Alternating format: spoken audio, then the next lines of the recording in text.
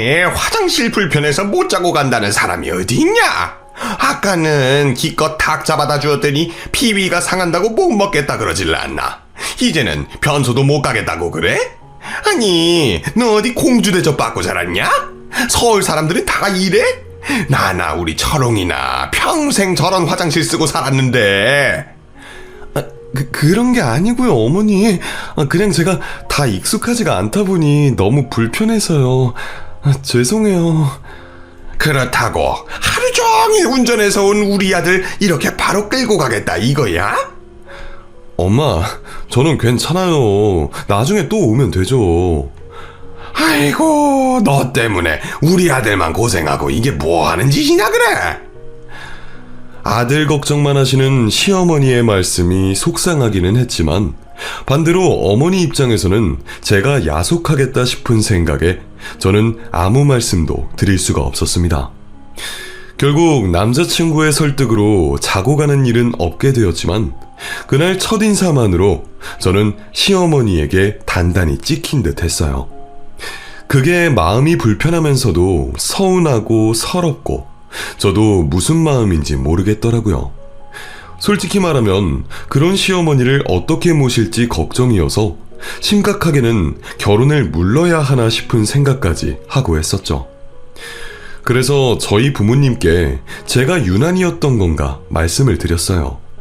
그랬더니 부모님은 제가 잘못한 거라며 혼을 내시더라고요. 에휴, 좀 불편해도 내색하지 말고 좀 참지 그랬니? 네가 그러면 그쪽에서는 뭐라고 생각하시겠어? 황서방은 또 어떻겠고? 그래서 나도 최대한 내색 안 하려고 그랬어. 그래도 어떻게 푸세식 화장실을 써? 그래도 써야지. 그 사람들은 그게 일상인 건데 네가 유난 떤다 생각하지 당연히. 그러니까 너는 괜히 섭섭하다 생각할 것 없어. 그쪽에서 화내신 것도 100번 이해해야지. 너 나중에 사돈이나 황서방한테도 제대로 사과해라. 괜히 순박한 황서방 마음 상하게 하지 말고. 남들이면 몰라도 저희 부모님까지 제가 잘못했다고 말씀을 하시니 저도 결국 제 탓이구나 생각할 수밖에 없었어요. 그래서 저는 시어머니를 다시 만나 뵈며 다시 한번 죄송했다 말씀을 드렸고 남자친구에게도 사과를 했습니다. 그런데 그 자리에서 어머니가 갑자기 합가 이야기를 꺼내시더라고요. 그래, 너도 다 처음이니 그렇다고 이해하마. 근데 그래도 이왕 시골집에 시집 오는데 계속 그렇게 뜨내기 같아서야 되겠니? 그러지 말고 니들 이번 기회에 들어와서 살아보면 어떻겠냐? 내가 듣기로는 세아가 너는 집에서 일을 한다며. 그럼 시골에서 살아도 괜찮은 건 아니냐? 저는 갑작스러운 합가 이야기에 깜짝 놀랄 수밖에 없었습니다. 그런데 남자친구는 이미 알고 있었던 이야기인지 놀라지도 않고 제 눈치를 살피더라고요. 은진이 너만 좋으면 1년 정도 시골에서 살아보면 어때? 너도 전에 시골에서 살아보고 싶다고 그랬었잖아. 그러면 오빠 병원은 어떻게 하고? 그것도 다 생각해놨어. 내가 잠깐 읍내 병원에서 일하면 되니까. 사실 나도 그동안 큰 병원에서 고생했어서 그런지 조금 쉬고 싶더라고.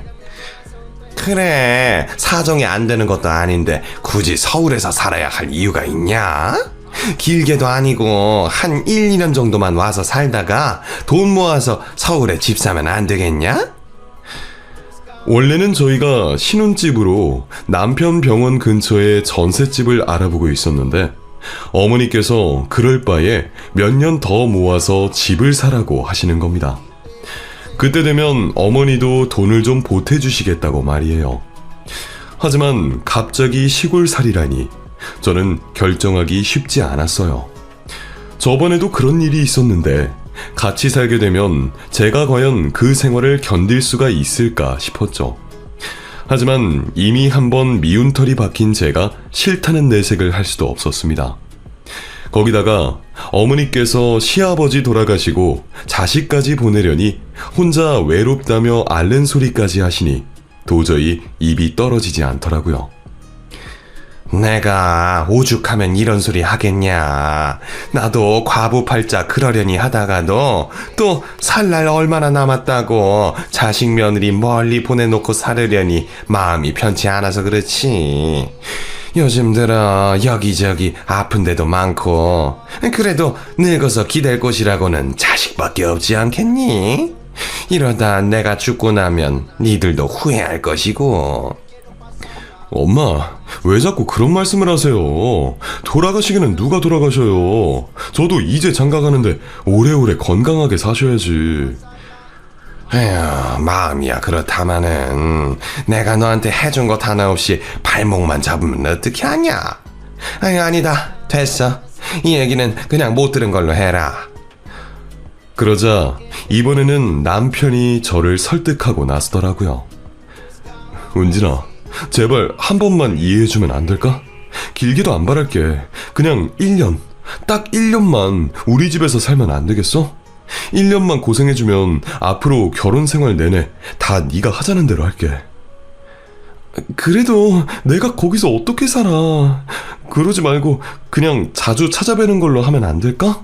그리고 오빠도 병원까지 옮기면서 꼭 그렇게 해야겠어? 근데 우리 엄마 소원이라는데 어떻게 그냥 무시하겠어. 죽은 사람 소원도 들어준다는데 산 사람 소원 하나 못 들어주겠어? 제발 딱 1년만 시골 가서 살자, 어? 결국 저는 어쩔 수 없이 시어머니의 부탁을 들어드릴 수밖에 없었고, 신혼여행을 다녀온 저희는 시골 시댁에서 시댁살이를 시작하게 되었습니다. 그 산골짜기로 이삿짐을 들여오는 것부터가 난관이었는데 저는 일부러 짐을 많이 챙겨오지 않았어요. 죽었다 생각하고 1년만 있을 계획이었으니까요. 근데 세아가 짐은 이게 전부냐? 왜 이리 적어? 예, 먼 길 오는데 짐을 많이 챙길 수가 없어서요. 필요한 것만 챙겨왔어요. 그게 아니라 여차하면 도망가려고 그러는 게 아니고? 아니에요. 도망이라뇨. 어머님이랑도 약속했는데 지내는 동안은 불평 없이 있어야죠. 그래? 그럼 이제는 화장실도 잘 가고 할 수 있겠지? 근데 어머니, 화장실 공사는 아직 안 된 건가요? 오빠가 진작 사람 불렀다고 그러던데. 아, 니들이 화장실 공사하기로 한 거? 그거 내가 없던 일로 했다. 예? 그게 무슨 말씀이세요? 없던 일로 하다뇨? 내가 오지 말라고 했다고. 너 하나 편하라고 화장실 새로 한다는데 뭐 하러 그러냐? 그렇다고 네가 평생 여기서 살 것도 아니고 돈 낭비 아니냐? 나는 여기가 익숙해서 죽을 때까지 쓸 수 있는데 뭐하러 돈 들여서 공사를 해. 그래서 내가 취소했다. 그러니까 너도 얼른 하루빨리 여기 익숙해져라. 사실 제가 시골살이를 결정하고 남편이 제게 약속을 냈습니다. 다른 건 몰라도 화장실은 새로 해주겠다고 말이에요. 안 그래도 어머니도 점점 연세 들어가시고 언젠가 해야지 하기는 했었어. 전에는 부모님이 말리셔서 못한 거지만 이번에는 정말 해야지. 1년을 살더라도 화장실 불편하면 어떻게 지내겠어, 그치? 변소는 푸세식에 야외에 있고 샤워실은 따로 없이 부엌 한 켠에 수도가가 전부였던 탓에 제가 거기서 지내려면 화장실은 꼭 해야만 했어요. 제가 아무리 유난 떨지 않으려고 노력한다고 해도 계속 그렇게 불편할 수는 없으니까요. 그런데 그걸 시어머니 마음대로 취소를 하셨다는 겁니다. 그 말이 얼마나 황당한지 저는 뒤늦게 속은 기분이었어요. 놀라서 남편을 쳐다보았지만 남편은 시어머니 앞이라 그런지 별말을 하지 못하고 있었습니다. 이걸 어떻게 해야 하나? 지금이라도 못 살겠다고 돌아가야 하는 건가? 정말 앞이 깜깜하더라고요. 그렇게 제가 한숨을 푹 쉬고 있으니 시어머니가 남편 등을 떠밀며 얼른 나가보라고 하시는 겁니다. 아유, 됐고 철웅이 너는 병원 한번 가봐야 하는 거 아니냐? 날 어두워지기 전에 지금 후딱 가보고 와. 그동안 세아가는 나랑 얘기 좀 하고. 그렇게 남편은 짐을 내려놓자마자 병원으로 나가게 되었고, 그렇게 빈집에는 저와 시어머니 둘만 남게 되었습니다. 그러자 시어머니는 저를 쳐다보시며 선전포고를 하시더라고요. 네가 하는 꼴을 보니 아무래도 우리 집을 만만히 본 모양인데, 우리 집에 시집 온 이상 앞으로는 얄짤 없다. 저번처럼 우리 아들 뒤에 숨어서 이래라 저래라 아양 떠는 꼴 나는 못 본다. 어디 공주 대접 받을 생각을 해. 이참에 내가 네 교육을 제대로 해야겠으니까 너는 이리 따라 나와봐. 그러더니 어머니께서 집 뒤쪽에 있는 닭장으로 저를 데려가시는 겁니다. 그리고는 저더러 닭을 잡아보라고 하시는 거예요. 안에 들어가서 닭 한 마리 잡아와봐라. 예? 제가요? 여기서요? 그럼 여기 너 말고 또 누구 있냐? 얼른 들어가서 한 마리 잡아와. 닭잡는법 가르쳐줄 테니까 오늘 잘 배워라. 시골집에 시집 왔으면 닭모가지 정도는 비틀 줄 알아야지. 언제까지 서울 깍쟁이처럼 지내려고 그러냐?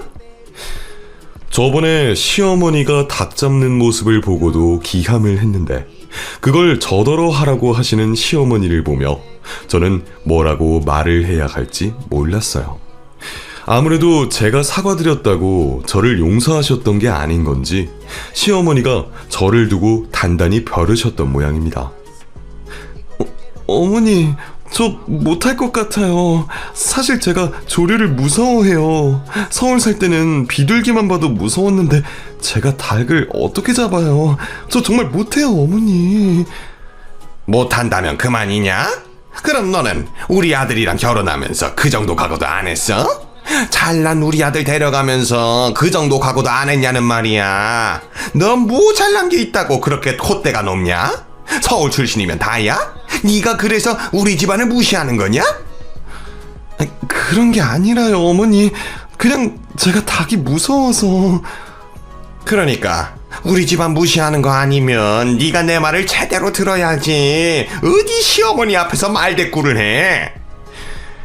어머니가 자꾸 제가 시댁을 무시해서 그러는 거라 그러시는데 뭐라 해야 할지 모르겠고, 닭도 무섭고 화내시는 시어머니도 무섭고, 정말 어떻게 해야 할지 모르겠는 겁니다. 아무래도 네가 아직 우리 집안을 받아들일 준비가 안 된 모양이다. 아니면 나보다 닭이 더 무섭든가. 그럼 누가 더 무서운지 한번 해볼까? 너도 닭이 그렇게 무서우면 익숙해지면 될 거 아니냐. 시골 살면서 앞으로 계속 닭 만지며 살아야 될 텐데 닭장에 들어가지도 못한다 그러면 어떻게 쓰겠어? 그렇게 말씀하시던 시어머니는 갑자기 저를 닭장 안으로 밀어넣으시고는 닭장 문을 잠궈버리셨습니다. 어머니, 지금 뭐 하시는 거예요? 왜 이러세요? 열어주세요.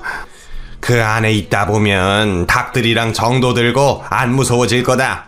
오늘 하루 거기 들어 앉아 있어 보고 네가 뭐 잘못했나 한번 찬찬히 생각해봐. 어머니, 제발요, 열어주세요.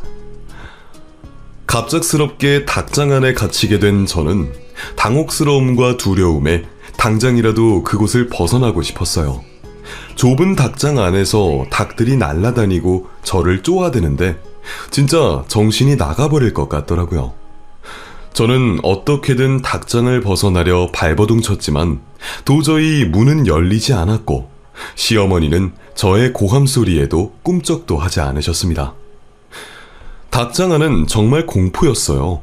숨도 안 쉬어지고 이러다 제가 죽겠다 싶었는데 시어머니는 정말 저를 그냥 두시더라고요.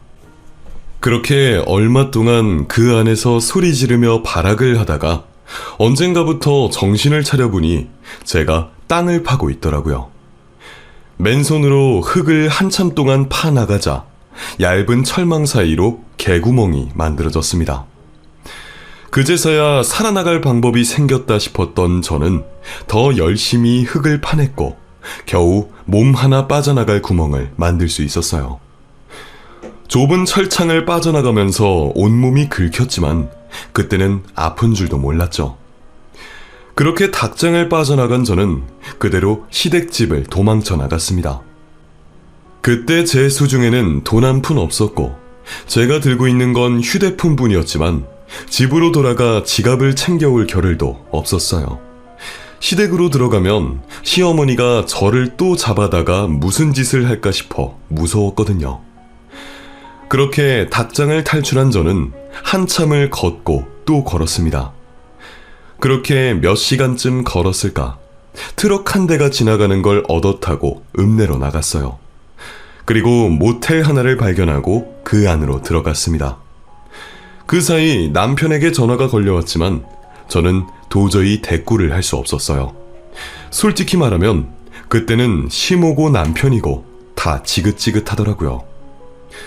내가 대체 왜 여기서 그런 취급을 받고 있어야 하는지 믿어지지 않더라고요. 그런데 그 와중에 남편이 이상한 문자를 보냈더라고요. 저더러 실망을 했다나? 그 문자를 보고 저는 정말 눈이 돌아버리는 것 같았습니다. 은진아, 전화 안 받을 거니? 어머니한테 얘기는 대충 들었어. 그렇다고 그런 일로 집을 나가면 어떡해. 네가 서울 토박이라 시골살이가 어렵고 낯설겠다는 건 이해하려고 하지만 그래도 네가 이렇게 생각 없이 철없는 사람인 줄은 몰랐다. 내가 너를 어디까지 이해해야 하는지. 지금이라도 돌아오면 이해해 줄 테니까 전화 받아. 거기다가 남편은 그 와중에 제가 철망을 뜯어 닭들이 전부 도망갔다며 제가 아니라 닭 걱정을 하고 있었어요. 순간 저는 그 문자를 보낸 사람이 내 남편이 맞나 싶었습니다. 서울에서 지낸 저를 시골에 데려가서 고생시키게 되었다며 미안해하고 저를 안타까워했던 남편이 저더러 그런 소리를 할 줄은 몰랐거든요. 다 들었다면서 어떻게 그 일을 아무렇지 않게 생각할 수 있는지. 저는 제가 그동안 알고 지냈던 남편과 다른 남편의 모습에 충격을 받을 수밖에 없었습니다. 그제서야 저는 제가 시골 사람이 순박하다 오해하고 있었구나 싶었습니다. 내 생각 그렇게 해주던 남편이 결혼하자마자 자기 엄마 편 들고 나보다 닭을 더 챙기는 걸 보니 아무래도 제가 사기 결혼을 했다 싶었습니다.